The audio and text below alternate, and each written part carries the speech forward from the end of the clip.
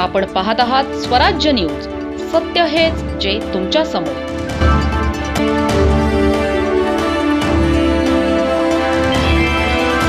नाशिक जिल्ह्यातील बागलाण तालुक्यातून एक अत्यंत दुर्दैवी घटना समोर आली आहे. अजमेर सौंदाणे गावात शेतातील कृषीपंप सुरू करताना विजेचा शॉक लागून एका युवा शेतकऱ्याचा मृत्यू झाला.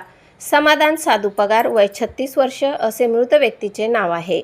ही घटना सायंकाळी सुमारे 5 वाजेच्या सुमारास घडली.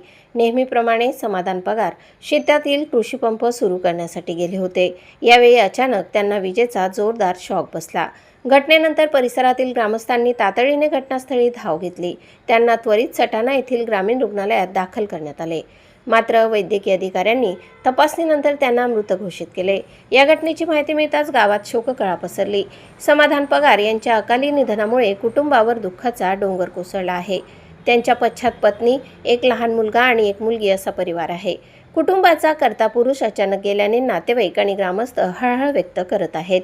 गावात सर्वत्र शोकमय वातावरण निर्माण झाले आहे. शेतीची कामे करताना विजेच्या उपकरणांचा वापर अत्यंत काळजीपूर्वक करण्याची गरज या घटनेने पुन्हा अधोरेखित केली आहे. विशेषतः पावसाळ्यात कृषीपंप आणि वीज जोडणीची सुरक्षितता तपासणे अत्यावश्यक असल्याचे तज्ज्ञ सांगतात. दरम्यान संबंधित घटनेची नोंद करण्यात आली असून पुढील प्रक्रिया सुरू आहे. या दुर्दैवी घटनेने संपूर्ण परिसर हादरला आहे. एका मेहनती युवा शेतकऱ्याचा अशा प्रकारे मृत्यू झाल्याने सर्वत्र हळहळ व्यक्त होत आहे. प्रतिनिधी अरुण शिरोळेसह स्वराज्य न्यूज, बागलाण.